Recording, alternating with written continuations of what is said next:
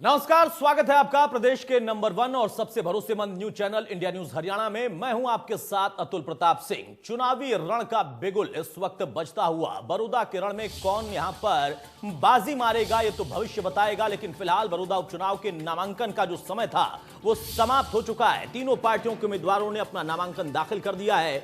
BJP की ticket पर योगेश्वर दत्त फिर से एक बार मैदान में उतरे हैं। कांग्रेस की टिकट पर इंदुराज नरवाल ने अपना पर्चा दाखिल किया। इनेलो ने जोगिंदर मलिक को मैदान में उतारा है, लेकिन इसके साथ ही कपूर नरवाल जो कि उम्मीद कर रहे थे कि बीजेपी से हटकर कांग्रेस में जाकर टिकट मिली, लेकिन टिकट नहीं मिल पाई और फिर उन्होंने निर्दलीय प्रत्याशी के तौर पर अपना नामांकन करने की प्रक्रिया अपनाई और उसका साथ देने पहुंच गए बलराज कुंडू।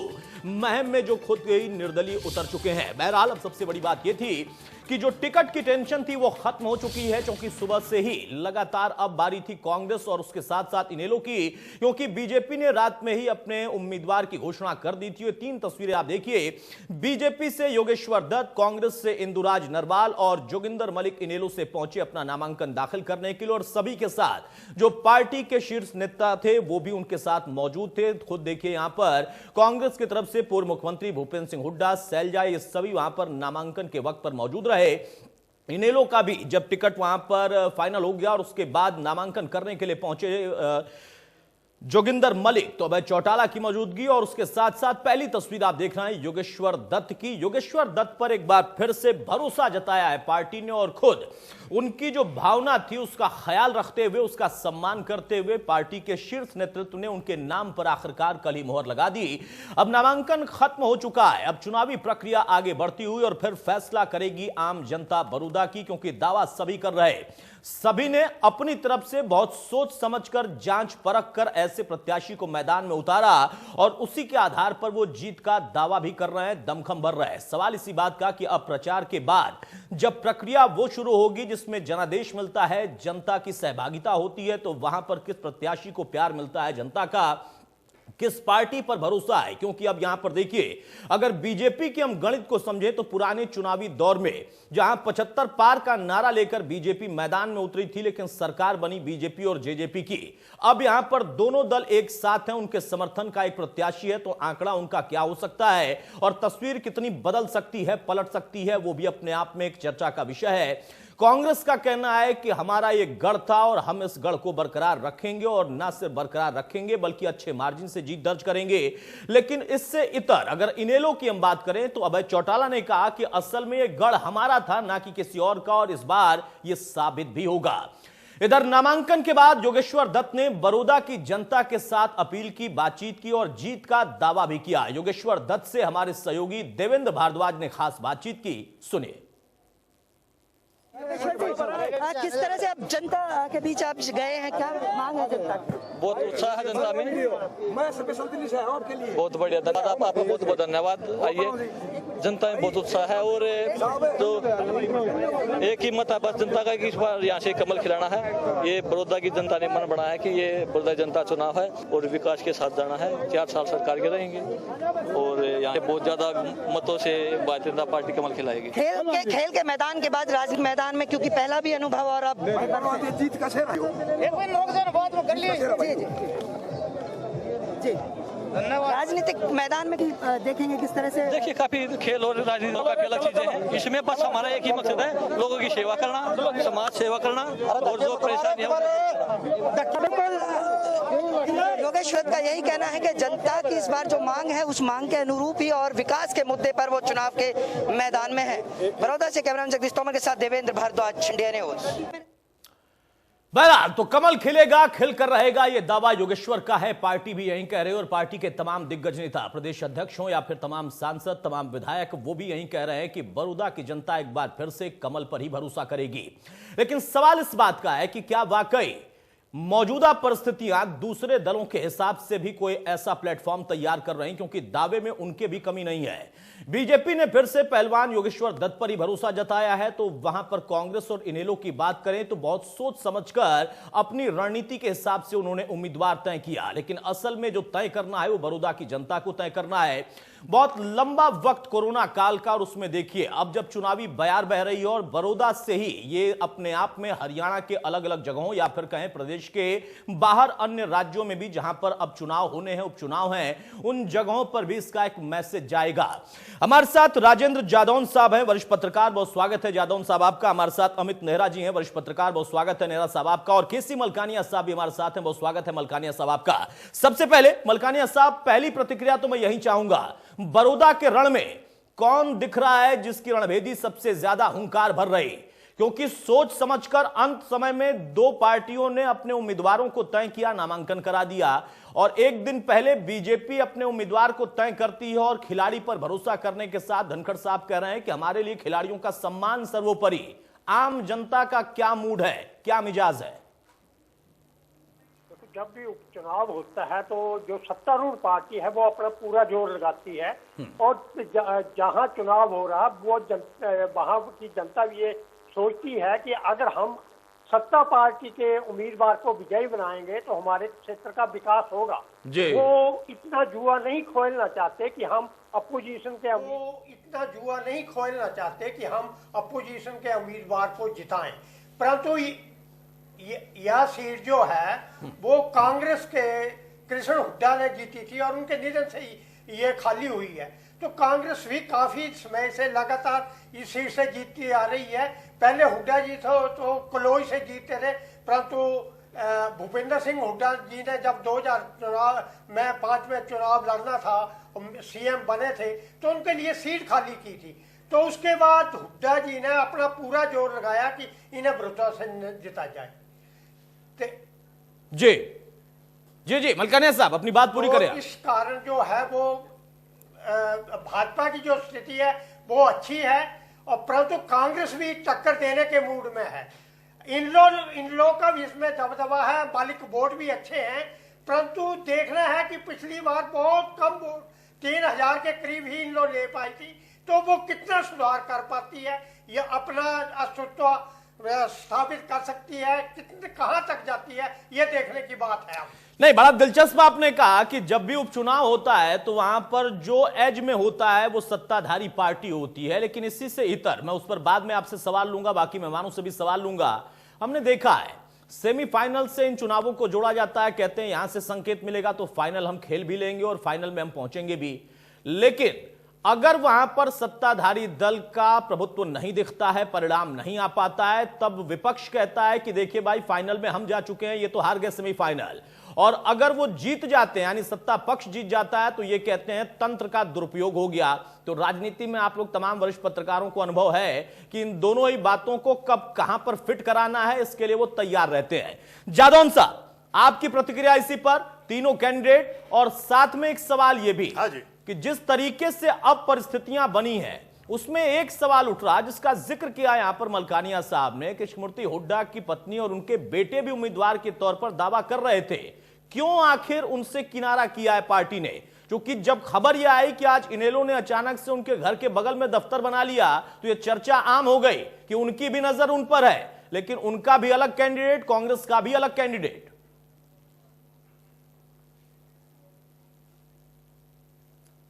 देखिए, इस बार परिस्थितियां बहुत बदली हुई सी हैं कि कांग्रेस नेतृत्व लग रहा है कि भूपेंद्र हुड्डा पर बहुत ज्यादा भरोसा करके नहीं चल रहा है जी।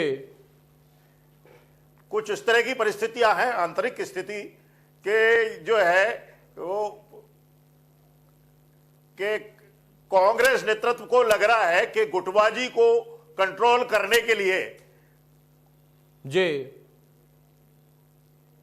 कुछ रुख बदलना बहुत जरूरी है, और एक लीडर पर ही लगातार जो है भरोसा करना ठीक नहीं है। नहीं, ऐसा क्यों आपको लगता है? क्योंकि दीपेंद्र के ही करीबी को टिकट मिला है, आप ऐसा क्यों मान रहे हैं कि हाँ एक पर भरोसा करना ठीक नहीं है? हो सकता है, ठीक है आपका आकलन, लेकिन क्यों, आधार क्या है इसका?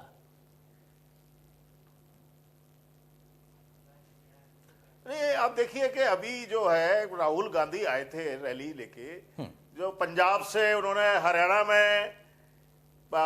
में प्रवेश किया, तो लग रहा था कि वो कुछ बैलेंस बना के चलना चाहते थे कि कहीं एक ही चेहरा, एक ही लीडर वो लगातार एक प्रोमिनेंट पोजीशन में दिखाई दे और दूसरे लीडर उपेक्षित महसूस करें और इन कारणों से एक गुटबाजी का एनवायरनमेंट बना रहे, तो लगता है कि कांग्रेस नेतृत्व कुछ संतुलन बनाना चाहता है। ठीक है, अच्छी बात है, लेकिन इसको तो मैं ऐसे देखूंगा जादौन साहब कि राहुल गांधी अगर बैलेंस बनाने की बात कर रहे हैं तो उनकी पार्टी उन्हीं का चेहरा आगे ले जाने पर लगी हुई है, लगातार लगी हुई है, लेकिन प्रदेश में वो चाहते हैं कि गुटबाजी ना उभर कर आए, कई चेहरे उभरे। नेहरा साहब, सहमत हैं कि आप जादौन साहब की इस बात से? और जिस तरीके से कैंडिडेट का चुनाव किया गया है, योगेश्वर को लेकर भी बीजेपी में इस तरीके की बहुत आम चर्चा नहीं थी कि सहमति बन जाएगी, और जब मुलाकात तमाम खिलाड़ी करने पहुंच गए मुख्यमंत्री से तो बड़ा सदा हुआ जवाब उन्होंने दिया था कि हम भावनाओं का ख्याल रखते हैं और शीर्ष नेतृत्व तक हम इन तमाम खिलाड़ियों की भावनाओं का, जो भी असल भावनाएं हैं, उनको पहुंचाएंगे भी। उससे इतर कांग्रेस का कैंडिडेट, इनेलो का कैंडिडेट और कपूर नरवाल से किनारा कर लेना, ये क्या संकेत दे रहा है?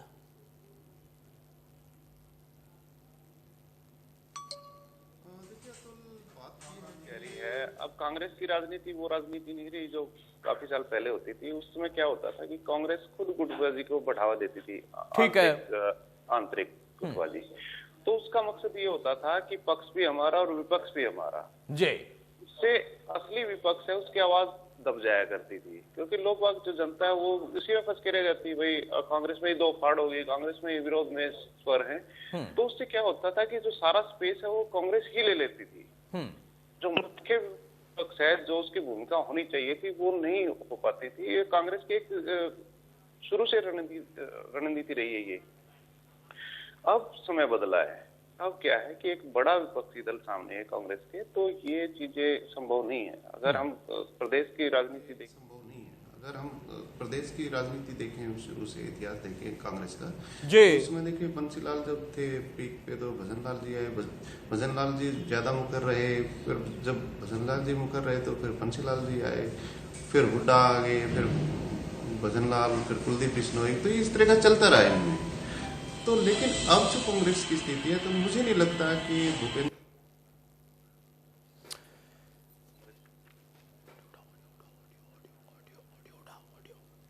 बड़ी बात है। मुझे नहीं लगता कि कांग्रेस इस तरह का दाव खेलेगी कि किसी दूसरे चेहरे पे विश्वास करके। अभी हाल ही में देखिए, अगर देखा जाए कांग्रेस की राजनीति को, तो अगर अड़ना था विपक्षी दलों ने, तो राज्यसभा में जो निर्णय होना था कि राज्यसभा में किसे भेजा जाए, राज्यसभा की सदस्यता जो थी, तो उसमें सीधा सीधा अपने खाते में ले गए, अपने घर में ही ले गए भूपेंद्र सिंह हुड्डा। तो मुझे नहीं लगता कि भूपेंद्र सिंह हुड्डा का जलवा बुझा है। और खासकर बड़ौदा में, बड़ौदा तो उनके एक तरह से पैतृक सीट मानी जाती रही है जी। ये जो बड़ौदा है, ये ठीक कह रहे हैं अपने अभय सिंह चौटाला की इनेलो की परंपरागत सीट रही है। असल में हुआ क्या था कि ये रिजर्व कैंडिडेट्स के लिए रिजर्व थी ये सीट, जो डिलिमिटेशन से पहले, और उस समय भी रिजर्व कैटेगरी में होते हुए भी यहाँ पे लगातार इनेलो जीत दर्ज करती आती रही। जैसे ही राजनीति के समीकरण बदले कांग्रेस में, भूपेंद्र सिंह हुड्डा सीएम बने, तो ये जो सारा वोट बैंक जो था इनेलो का, वो सारा का सारा भूपेंद्र सिंह हुड्डा की तरफ शिफ्ट हो गया। मैं कांग्रेस की बात नहीं कह रहा हूँ यहाँ पे, बिल्कुल बिल्कुल बिल्कुल जी। वो सारा का सारा जो वोट बैंक है वो भूपेंद्र सिंह हुड्डा की तरफ शिफ्ट हो गया। अब वो चीज क्या ये कांग्रेस समझ नहीं रही है क्या? वो कांग्रेस को वोट नहीं देंगे, वो भूपेंद्र सिंह हुड्डा को वोट देगा, वो सारा जो भी है। और पिछले जो 3-4 इलेक्शन हुए लगातार यहाँ पे कांग्रेस विजयी रही है। और साथ में एक पहलू ये भी है, और जो गंभीर है कांग्रेस के लिए, पिछले 3 इलेक्शन देखिए आप, तो पिछले 3 में क्या था कि यहाँ पे जो जीत का मार्जिन था कांग्रेस और बीजेपी का, वो लगभग 8,000 के आसपास था, 10,000 के आसपास था। उसके बाद दूसरा इलेक्शन आया तो उसमें मुझे लगता है कि 8,000 के आसपास आ गया। अब जो इलेक्शन था वो 4,000 के आसपास, यानी जो मार्जिन है जीत हार जीत का वो घट रहा है। तो अब ज्यादा ध्यान देने की जरूरत थी। लेकिन जिस तरह का जो टिकट का वितरण हुआ, हालांकि एक पार्टी का अपना विषय हो सकता है, बिल्कुल बिल्कुल जी, तो उसमें पहली जो प्राथमिकता होनी चाहिए थी कांग्रेस की, तो परिवार को होनी चाहिए थी। जो दिवंगत एमएलए हैं, तो उनके परिवार को नहीं, स्वाभाविक सी बात है नेहरा साहब, और ऐसा ये माना भी जा रहा था कि ना सिर्फ कांग्रेस के लिए वो सर्वोपरि होंगे बल्कि अन्य दल, यहां तक चर्चा हो रही थी कि अन्य दल भी, यानी खुद इनेलो की अगर मैं बात करूं तो वो भी शायद कहीं ना कहीं उस पर निगाह टिकाए हुए हैं। अब वो उनका विषय आपने पहले स्पष्ट कर दिया कि वो पार्टी का विषय होता है, लेकिन उसके पीछे का क्या, उसकी वजह क्या होती है, आधार क्या होता है, विश्लेषण उस पर तो हम कर सकते हैं, इतना हमारा अधिकार है।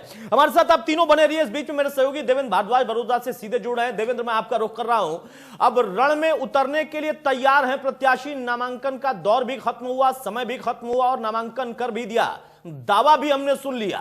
फिजाएं क्या कह रही हैं इन दावों के पीछे की हकीकत की कहानी?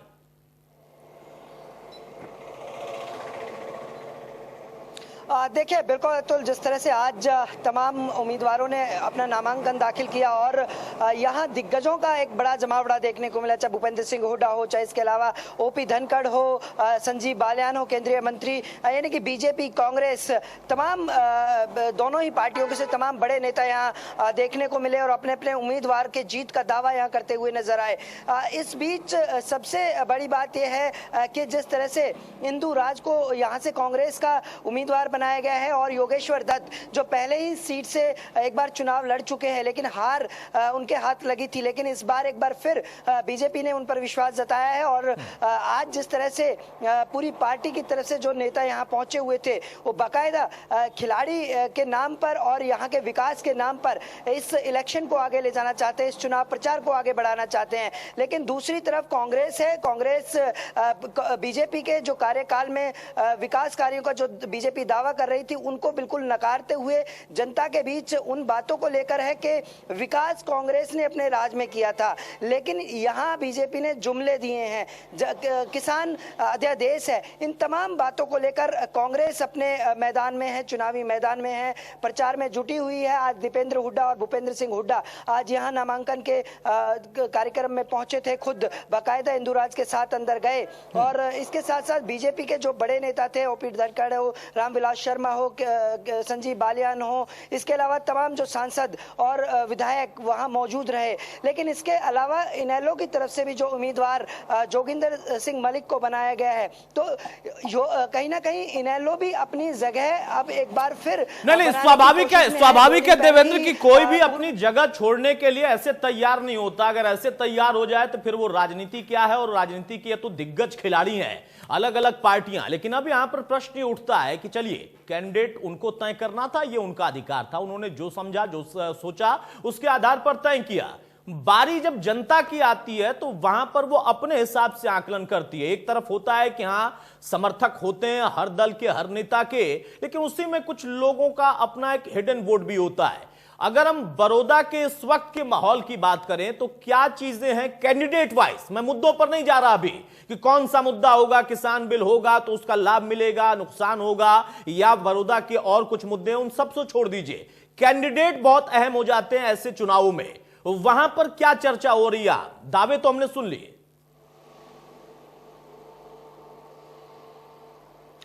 देखिए, बिल्कुल यदि बीजेपी की बात की जाए तो योगेश्वर दत्त एक खिलाड़ी हैं और खिलाड़ी के इस जो ये इलाका है पूरी तरह से कह सकते हैं कि खेल के प्रति काफ़ी जुनून है यहाँ के युवाओं में, और उसी को लेकर अब जब ये खिलाड़ी मैदान में हैं तो निश्चित तौर पर खेल के मैदान से राजनीति के मैदान में उन्होंने जो छलांग लगाई है, जो कुश्ती अब लड़ रहे हैं राजनीति की, तो उसमें कहीं ना कहीं किस तरह से वो धराशायी कर पाएंगे अपने प्रतिद्वंदी को, क्योंकि कांग्रेस की तरफ से इंदु राज हैं और उनको भी युवा चेहरे के रूप में देखा जा रहा है। लेकिन भूपेंद्र सिंह हुड्डा का जो प्रभाव है वो भी कहीं ना कहीं एक चुनौती बीजेपी के सामने रहेगी। लेकिन बीजेपी जिस तरह से विकास और युवा को लेकर आगे बढ़ रही है तो वो एक पॉजिटिव पॉइंट है। और योगेश्वर दत्त जिस तरह से पिछले एक साल से, यानी कि हार के बाद भी बड़ौदा की जनता के बीच रहे, उनकी समस्याएं सुनते रहे, उनके बीच जाकर रहे, उनके कार्यक्रमों में पहुंचे, तो वो एक बड़ा, चलिए एक फैक्टर ये हो सकता है, ये एक फैक्टर हो सकता है। हमारे साथ देवेंद्र आप बने रहिए बहुत जल्दी से। नेहरा साहब, मैं इसी पर कमेंट चाहूंगा,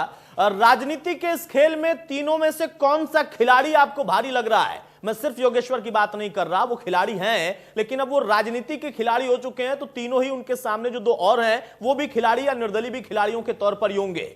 क्या इन खिलाड़ियों के अपने बल पर खेल जीतता हुआ दिखाई दे रहा है इनके हिसाब से, या फिर जो असल कहा जाता है कि खिलाड़ी अच्छा हो सकता है लेकिन उसको पॉलिश करने का काम कोच करता है, तो यहां पर इनके संगठन के लोग, इनकी पार्टी के लोग, व्यक्ति विशेष उस पार्टी का, वो कोच की भूमिका बहुत महत्वपूर्ण होगी। देखिए अतुल, 3 खिलाड़ी हमें मेन मानने चाहिए यहाँ पे इस समय। कांग्रेस का जो उम्मीदवार वो, बीजेपी का उम्मीदवार है वो, और तीसरे हैं अपने जो पंचायती उम्मीदवार जिन्होंने पर्चा भरा है जी, कपूर सिंह नरवाल।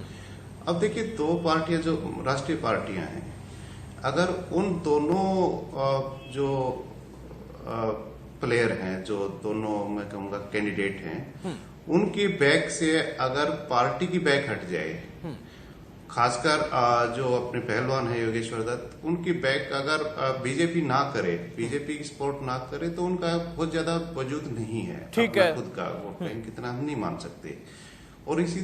और इसी तरह अगर कांग्रेस के प्रत्याशी हैं, अगर ये ध्यान से सुनिए आप, कांग्रेस प्रत्याशी के पीछे अगर कांग्रेस की बैक रहे लेकिन भूपेंद्र सिंह हुड्डा अपनी बैक हटा ले, अब ये गौर से सुनने वाली बात है, अगर पार्टी कायम खड़ी रहे साथ में और भूपेंद्र सिंह हुड्डा अपनी बैक को हटा ले, तो उनका क्या हश्र होगा ये हम समझ ही सकते हैं। मुझे ज्यादा कुछ कहने की बात नहीं है। अब आगे कपूर सिंह नरवाल पिछले काफी समय से बहुत सक्रिय रहे राजनीति में, यहाँ पे विधायक भी बने हैं, नए लोग भी बने हैं और लगातार वो सक्रिय रहे हैं। तो मैं ये समझता हूँ कि 15-20 हजार का जो वोट बैंक है उनके साथ है, इंडिविजुअल जो बैंक है। तो ये तो प्लेयरों की हमने ताकत लगा ली। अब देखिए कि कौन सी पार्टी कितना दम लगाती है और किसका जो दम है वो एक सही डायरेक्शन पे जाता है, वो देखने की बात रहेगी। हम इस पे नतीजे पे फिलहाल तो नहीं, बिल्कुल हमें चर्चा उस पर अभी करनी भी नहीं है। अभी तो जनता की बारी है, जनता की तैयारी है, कैंडिडेट्स ने, पार्टियों ने तो तैयारी कर ली है, लेकिन 2 खिलाड़ियों का और उनके सपोर्ट का आपने बहुत अच्छा विश्लेषण यहां पर किया है नेहरा साहब। बहुत जल्दी से मलकानिया साहब, मैं अब एक पर आता हूं। जब बीजेपी की बात हो रही, कहा जा रहा कि हां कैंडिडेट ठीक हैं, सक्रिय भी रहे, फिर से भरोसा उन पर जताया पार्टी ने, लेकिन पार्टी न रहे तो क्या होगा? मैं कहता हूं कि ये तो होना ही नहीं है। पार्टी तो पूरी तरह से खड़ी है, और ना सिर्फ पार्टी और संगठन खड़ा है बल्कि अब तो जेजेपी भी साथ में खड़ी है। तो फिर वहां पर खेल की गणित कैसे बदल सकती है? और बाकी अन्य, खासतौर से कांग्रेस और इनेलो,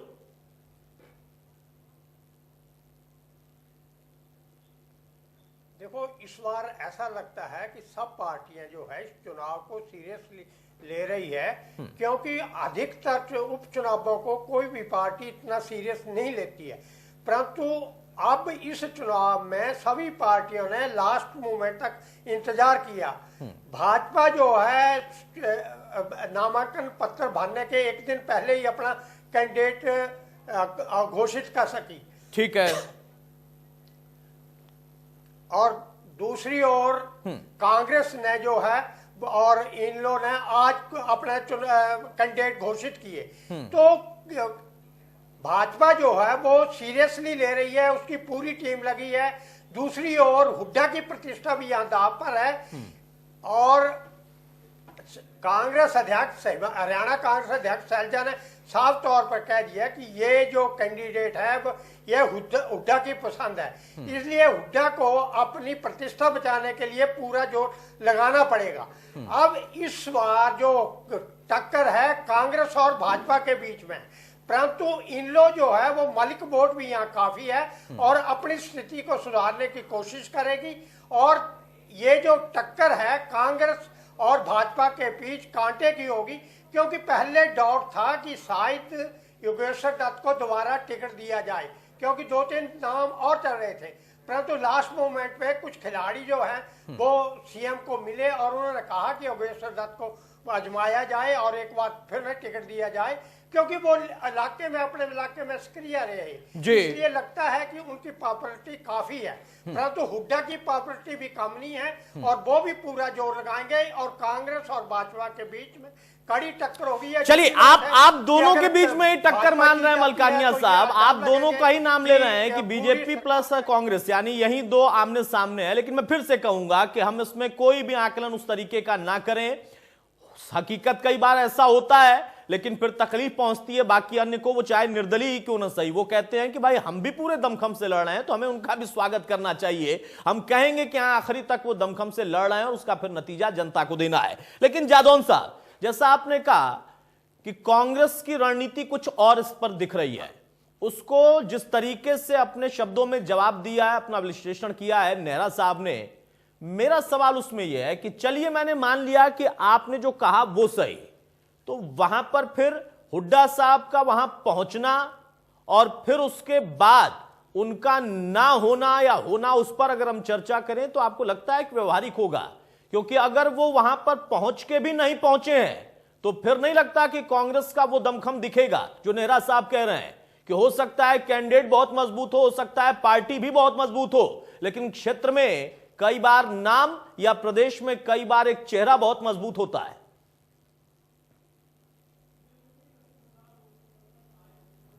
हाँ, देखिए, ऐसा है कि कैंडिडेट की पर्सनैलिटी का तो बड़ा फर्क पड़ता है और उसकी जो है सामुदायिक अप्रोच क्या है, इसका भी एक बड़ा संबंध है जी। तो अब कैंडिडेट भी इसीलिए सोच समझ के, और तीनों दलों ने एक दूसरे के कैंडिडेट को देखकर ही फैसला किया है। ठीक है। और वो इसीलिए कि व्यक्तित्व का जो है फैसला इस तरह से हो कि पार्टी का वोट प्लस प्रत्याशी का अपना प्रभाव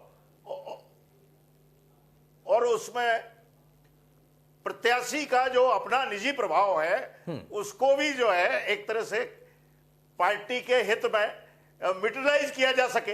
तो इस तरह से कैंडिडेट्स का चुनाव हुआ है, उसमें सब देखा गया है। इनेलो ने देखा है कि जोगिंदर मलिक को उतारा कि मलिक वोट जो है करीब 30-35 हजार मलिक वोट बनते हैं। ठीक है। योगेश्वर दत्त को उतारा इसलिए कि खिलाड़ियों की भावनाएं जुड़ी हुई है और कुछ युवा वर्ग का समर्थन भी मिलेगा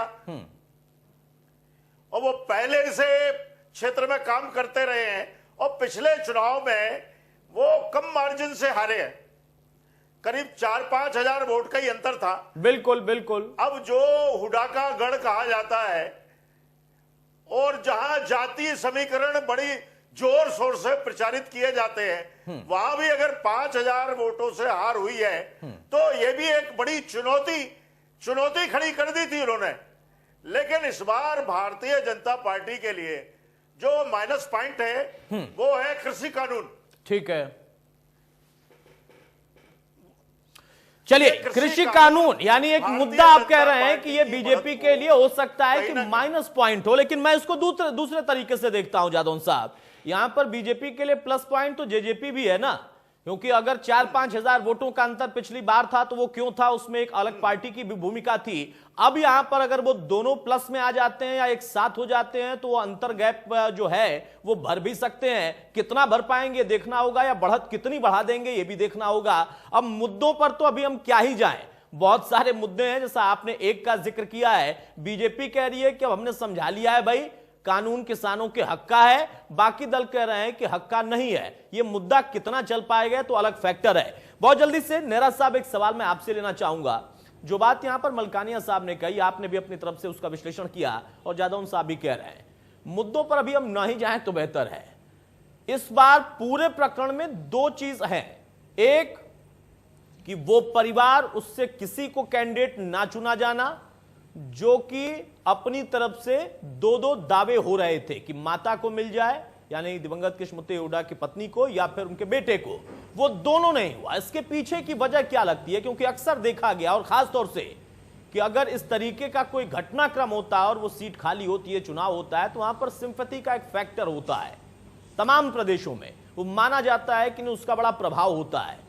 क्यों आखिर वो नहीं हुआ, और अगर नहीं भी हुआ है तो वो किस फैक्टर के तौर पर किसके साथ जा सकते हैं? क्योंकि पीड़ा तो होगी कि किसी एक को भी नहीं चुना गया।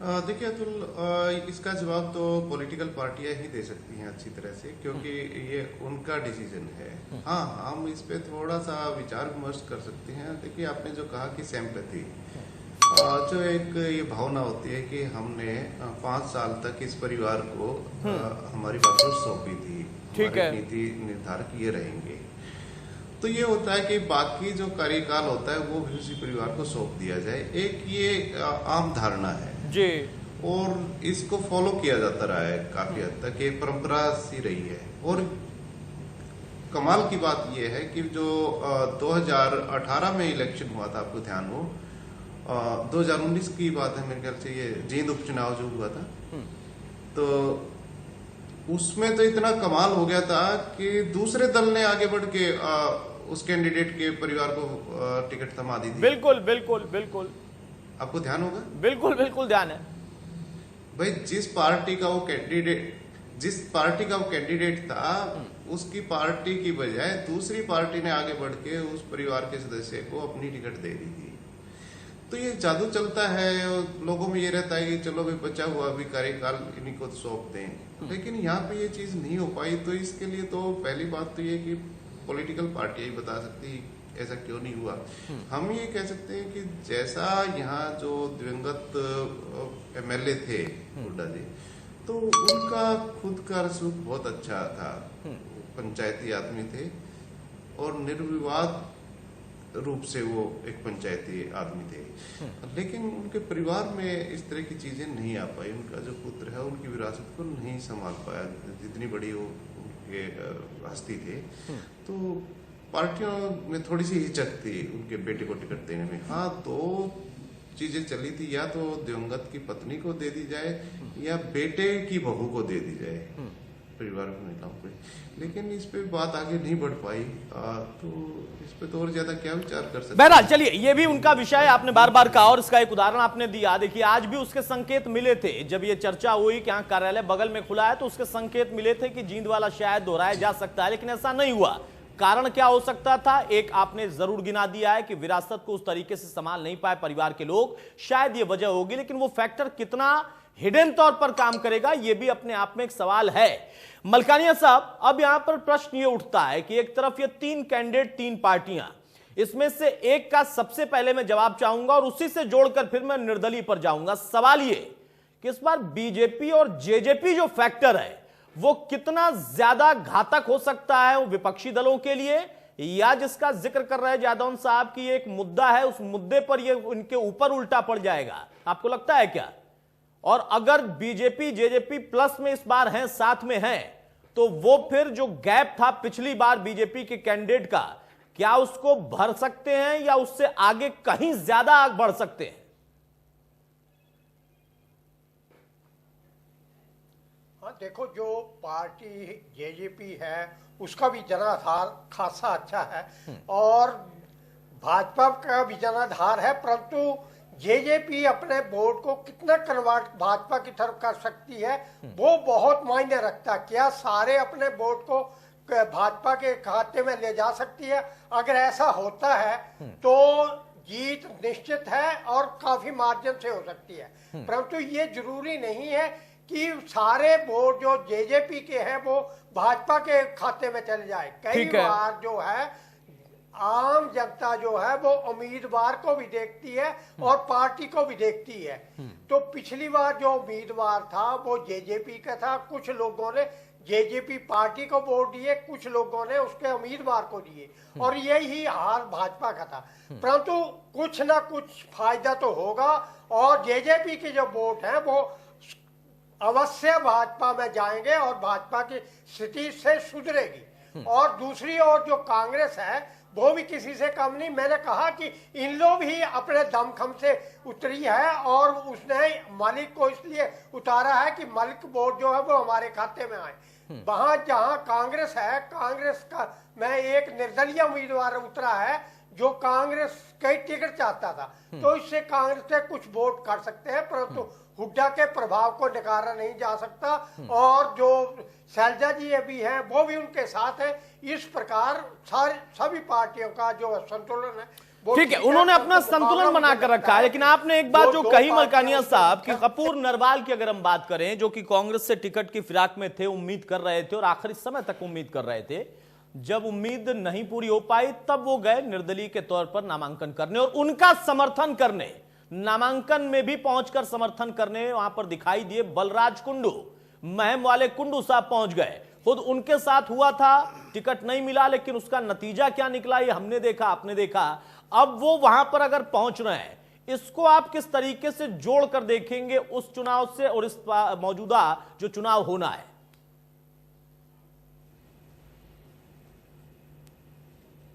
देखो, जो कैंडिडेट है वो अपनी जोर लगाता है, जब टिकट नहीं मिलती है तो दूसरी ओर जाता है और अपना जोर लगाता है, परंतु कई बार जो है निर्दलीय भी इतना सख्त होता है कि सीट निकाल लेता है।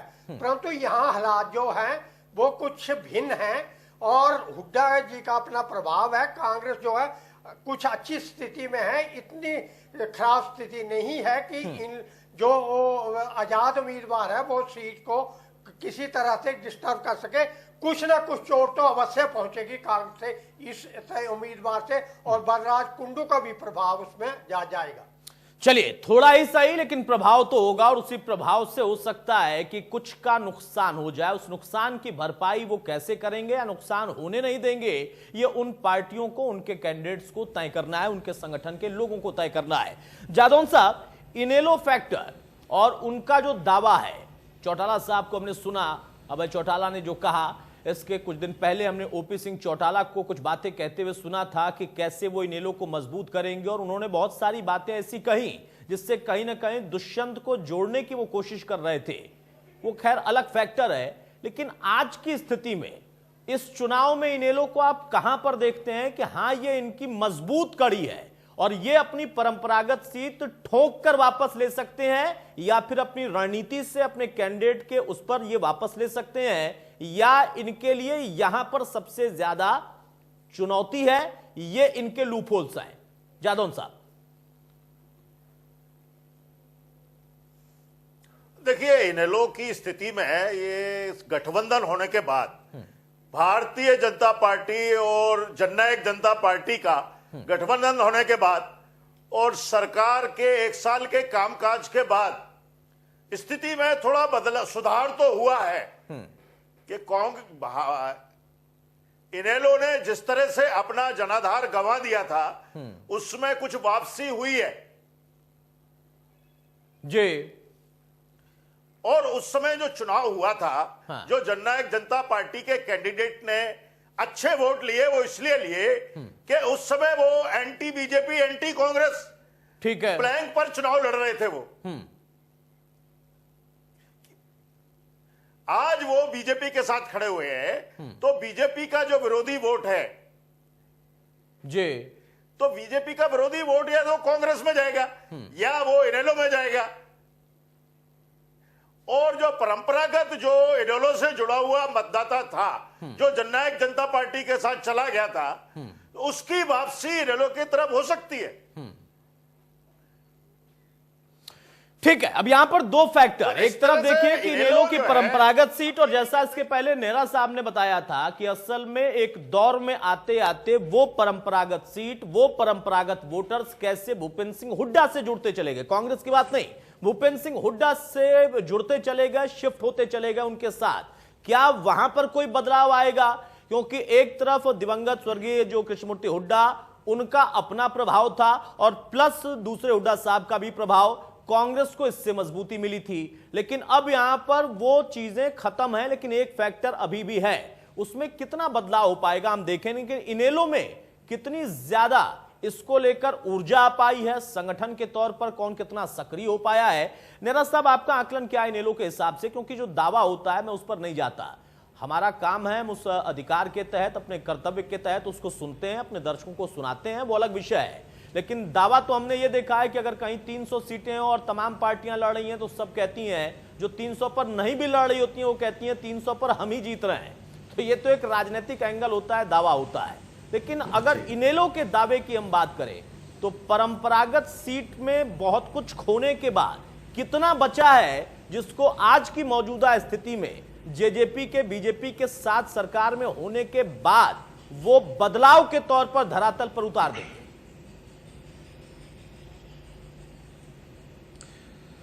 देखिए अतुल, इसमें दो राय नहीं कि पिछले जो 3 महीने हैं वहाँ सबसे ज्यादा अगर काम किया है, मुझे जो लगता है व्यक्तिगत रूप में, तो अभय सिंह चौटाला ने काम किया बड़ौदा में। वो खुद मौजूद रहे हैं, लगभग हर दूसरे दिन वो वहाँ पे उन्होंने मौजूदगी दर्ज कराई है। ठीक है, तो मेहनत तो बोलती है। देखो उसका असर होता है, इस इलेक्शन में ना आए अगले में आएगा और में आएगा, जुड़ाव हो जाता है लोगों का। बिल्कुल बिल्कुल। तो एक तो ये बात होगी मेहनत वाली बात।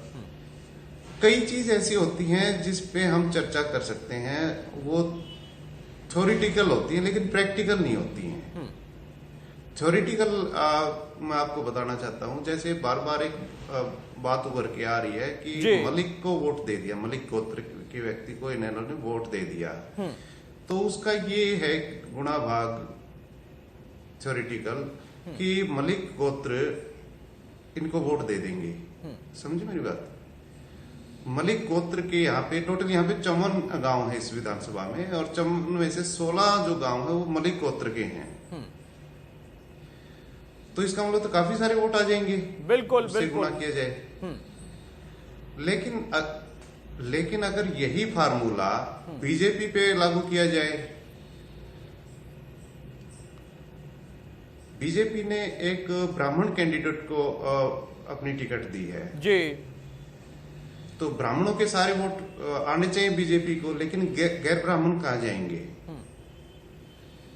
ये चीजें देखिए हर जगह कामयाब नहीं होती। हर जगह बहुत सारे फैक्टर होते हैं, गोत्र का, जाति का, क्षेत्र का, ये डिपेंड करता है कि कैसे ऊंट किस करवट बैठेगा। अभी इलेक्शन जब परवान चढ़ेगा तब हमें पता चलेगा। हमें एक फैक्टर को और नहीं भूलना चाहिए। मैं आपको एक याद दिला दूं, राजकुमार सैनी, उन्होंने सबसे पहले पर्चा भरा है एक पार्टी के तौर पे खुद ने। तो हाँ, ये देखिए जो छोटे छोटे फैक्टर हैं, जैसे 4000 का मार्जिन रहा था, तो अगर वो 4000 वोट ले लेते हैं तो दिक्कत होनी स्वाभाविक है किसी न किसी पार्टी को। इसी तरह कपूर नरवाल कितने ज्यादा वोट लेंगे, वो किसको इफेक्ट करेंगे, वो भी देखने वाली बात रहेगी।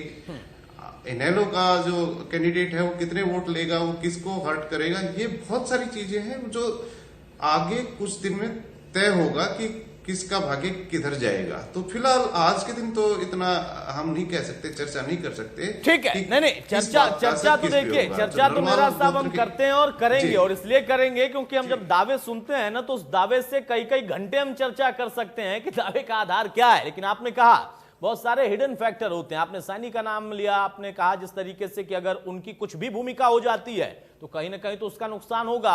अगर वो कुछ वोट भी ले जाते हैं, कुछ हजार भी ले जाते हैं तो नुकसान होगा, किसको होगा ये अलग विषय है। मलकानिया साहब, अब उस तमाम चीजों पर हम आ जाते हैं कंक्लूड करते हुए कि एक प्रक्रिया थी उसका यहां पर पालन कर लिया है पार्टियों ने, प्रत्याशी उतार दिए, नामांकन हो गया, सबने दावा कर लिया। लेकिन अब उन तमाम बातों का उठना शुरू होगा। किसी ने स्टार प्रचारकों की लिस्ट डाली है, कोई कहता है कि हम खुद अपने आप में काफी हैं, हमारा कैंडिडेट काफी है, हमारे मुद्दे काफी हैं।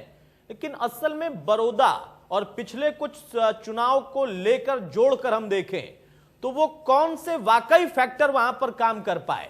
वो सरकार का काम कर पाया, विपक्ष की घेराबंदी काम कर पाई, प्रत्याशी की पहचान काम आई, या फिर उसके अलावा भी कुछ फैक्टर चलते हैं जिनका जिक्र हो रहा कि कहीं मलिक है तो कहीं ब्राह्मण फैक्टर है तो कहीं कुछ और फैक्टर है, कुछ हिडन भी होंगे।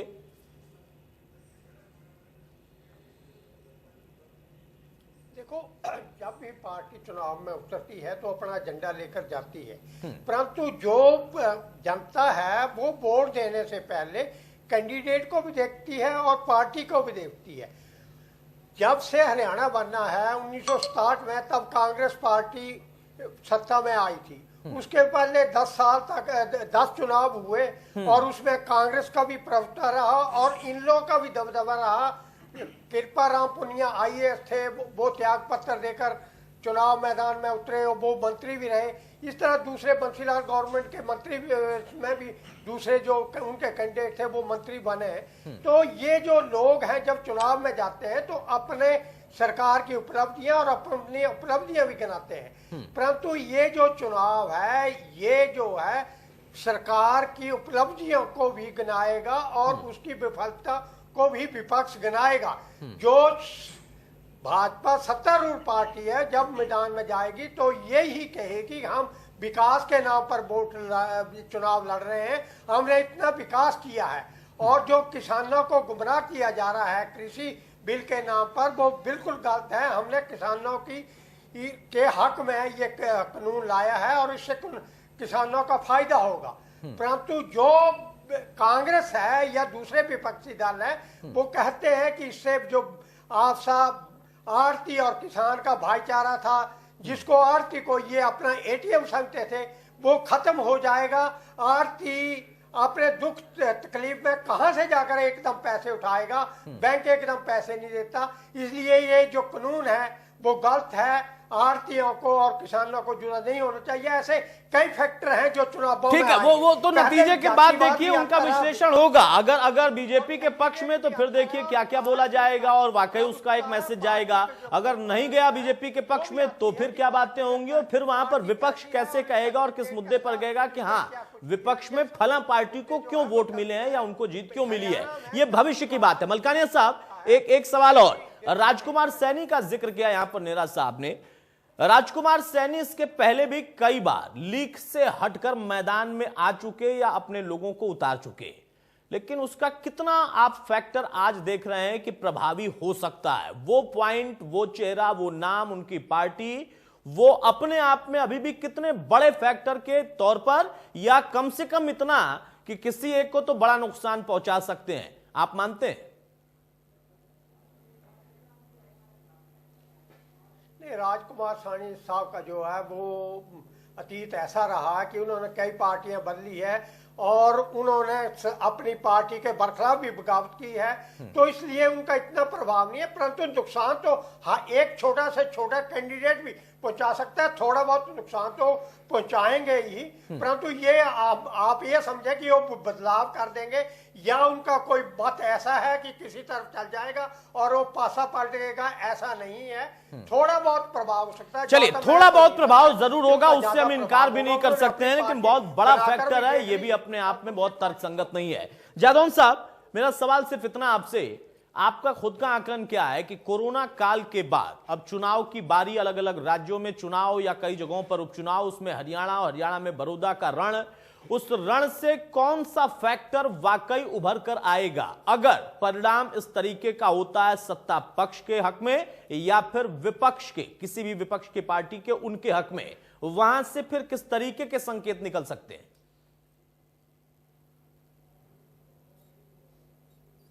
देखिए, अभी तो जो कोरोना काल में जो परिस्थितियां बनी और उसमें सरकार को भी काफी हद तक ये जिम्मेदार माना गया कि ये इकोनॉमी को बचाने का, लोगों के रोजगार को बचाने का सरकार की तरफ से जो प्रयास होने चाहिए थे वो पूरी तरीके से ऐसे नहीं हुए कि सरकार को एकदम बरी किया जा सके कि सरकार ने अच्छा काम किया। ठीक है, एकदम लॉकडाउन आया, अचानक आ गया, लोगों को संभलने का मौका नहीं मिला। ये फैक्टर अभी बिहार में भी बड़ा काम करेगा, क्योंकि बिहार का बड़ी संख्या में मजदूर गुजरात और महाराष्ट्र से किसी तरह से बड़ी मुश्किल से लौट पाया और रोजगार गंवा दिया, आजीविका और अपना जो है गुजारा करने का भी संकट खड़ा हो गया। तो लोगों के याददाश्त में, ठीक है, अब लोगों की याददाश्त में ये मुद्दे कितने रहेंगे जादौन साहब, ये देखेंगे। हालांकि आपने कहा कि लॉकडाउन अचानक से आ गया, लॉकडाउन के बारे में तो वाकई ये चर्चा हो रही, लेकिन इसके पहले इसी देश में और इसी पार्टी जो कि सत्ता में है उन्होंने बहुत कुछ अचानक से किया और उसके बाद हरियाणा का भी चुनाव हुआ, देश का भी चुनाव हुआ, अलग अलग प्रदेशों के भी चुनाव हुए। मैं नोटबंदी का जिक्र कर रहा हूं, वो भी अचानक से ही हुई थी, लेकिन उसका परिणाम निकल नहीं पाया विपक्ष के हक में कम से कम, क्योंकि वो मुद्दा बनाते रहे, वहां पर उनका मुद्दा ये काम आया नहीं। नेहरा साहब, फाइनल कमेंट बहुत संक्षेप में सर, सिर्फ इतना कि अब जो मौजूदा परिस्थितियां हैं उसमें हमें देखना है कि प्रचार कितना जोर शोर से होगा, कितना दमदार होगा, और फिर उस प्रचार का परिणाम क्या निकलेगा जब वोटिंग शुरू होगी वहां पर। लेकिन उसके बीच में क्या वाकई आपको इस वक्त में किसी भी एक कैंडिडेट की कोई सबसे मजबूत कड़ी दिख रही है जो एक तरफा जाती दिख रही है, या फिर वही बातें हैं कि सबको लड़ाई बराबर लड़नी है, संगठन खड़ा रहेगा, कोच खड़े रहेंगे, पार्टी का स्टैंड रहेगा, तभी शायद मार्जिन बहुत ज्यादा नहीं, परिणाम उसी के बीच में आएगा?